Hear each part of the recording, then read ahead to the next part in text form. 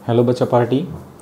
In previous class हमने देखा था एक्सरसाइज नंबर 6 और जिसमें हमने नोट किया था कि हमारे पास 3 कैपेसिटर थे जिनका कैपेसिटेंस सेम था और उनको सीरीज़ कॉम्बिनेशन में जोड़ा गया था। इन दिस क्लास हम देखने वाले हैं एक्सरसाइज नंबर 7 जो उसके साथ ही सिमिलर है बट पैरेलल कॉम्बिनेशन के कॉन्सेप्ट पे काम करेगा। ठीक है, तो चलिए स्टार्ट करते हैं एक्सरसाइज नंबर 7 को। क्वेश्चन कह रहा है कि 3 capacitor of capacitance 2 picofarad, 3 picofarad and 4 picofarad. नोट किया जाए कि आगे वाला जो क्वेश्चन था उसमें जो कैपेसिटेंस था वो तीनों कैपेसिटर का सेम था, बट इन दिस केस हमें यहाँ पे तीनों कैपेसिटर के कैपेसिटेंस चेंज है। ठीक है, 2, 3 और 4 आर कनेक्टेड इन पैरेलल। ठीक है, तो चले सबसे पहले हम एक काम करेंगे, इन सबको एक ड्राइंग ड्रॉ कर देते हैं। ठीक है, ये कैपेसिटर हो गया, ये दूसरा हो गया और ये तीसरा हो गया। ठीक है, और इसको मैं एक बैटरी के साथ भी अटैच कर दूंगा। तो लीजिए ये हो गया हमारा पैरेलल कॉम्बिनेशन ऑफ कैपेसिटर। मैं यहाँ पे नाम भी दे देता हूँ C1, C2, C3 और यहाँ पे मुझे मैग्नीट्यूड भी डिनोट करना होगा क्योंकि यहाँ पे सबके मैग्नीट्यूड चेंज हो रहे हैं। तो 3 पिकोफेराडे और यहाँ पे था 4 पिकोफेराडे। रेड बच्चा पार्टी। चलिए अब हम चलते हैं क्वेश्चंस की ओर। तो हमें यहाँ पे 2 क्वेश्चंस दिए गए हैं। पहले दिया है ए, तो हम ए पॉइंट को टेकल करते हैं। ए पॉइंट कहता है what is the total capacitance of the combination.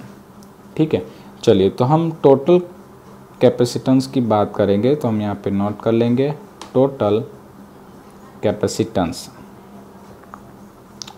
For parallel combination. Right, तो यहाँ पे हम क्या करने वाले हैं बच्चा पार्टी कि पैरेलल कॉम्बिनेशन का जो फॉर्मूला है उसे हम डायरेक्टली अप्लाई करने वाले हैं।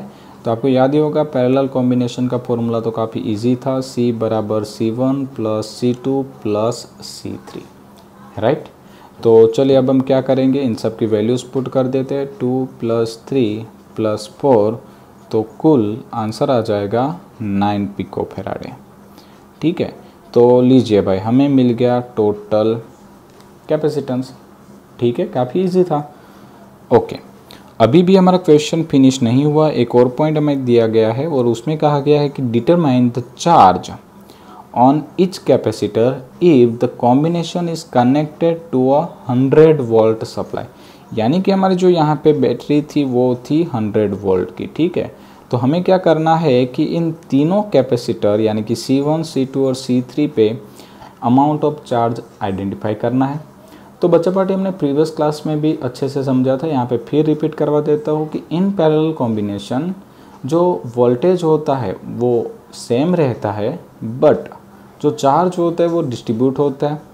अब अगर यहाँ पे ये तीनों कैपेसिटर की जो अमाउंट है कैपेसिटेंस अगर सेम होते तो हम ऐसे कह सकते थे कि भाई तो टोटल चार्ज है वो इक्वली डिस्ट्रीब्यूट होता होगा, बट यहाँ पे ऐसा नहीं है। यहाँ पे तीनों के जो कैपेसिटेंस है वो अलग अलग है, तो यहाँ पे चार्ज का जो अमाउंट है वो भी चेंज होगा। अब उसे कैसे फाइंड करेंगे, तो सबसे पहले आप नोट कर लीजिए कि इन पैरेलल कॉम्बिनेशन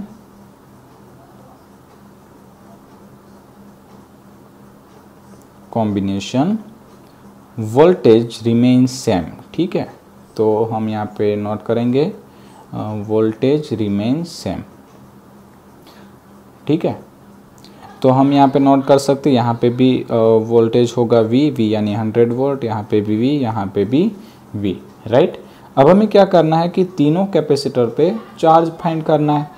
तो हम यहाँ से बारी बारी से करते जाएंगे। सबसे पहले हम चार्ज फाइंड करते हैं कैपेसिटर C1 पे, तो हम यहाँ पे चार्ज का फॉर्मूला लगा देंगे Q1 is equal to C1 into V। Right, होता था ना, बट V तो सेम है तो हमने V को V1 नहीं किया, हमने V ही रखा है। चले C1 की वैल्यू कितनी थी, 2 इंटू 10⁻12 2 पिकोफेराडे थी। V की वैल्यू थी 100, तो यहाँ पे आंसर आ जाएगा 2 इंटू 10⁻10 कूलम। सिमिलरली अगर मैं Q2 की बात करूँ तो Q2 is equal to C2 into V, तो 3 इंटू 10⁻12 V तो 100 ही है, तो वापस आंसर आएगा 3 इंटू 10⁻⁻10 कूलम। और सिमिलरली अगर मैं Q3 की बात करूँगा तो यस, आपको तो आंसर अब याद ही होगा, ठीक है, इंटू 100, तो आंसर आ जाएगा 4 इंटू 10⁻10 कूलम। राइट बच्चा पार्टी, तो ये रहा हमारा आंसर।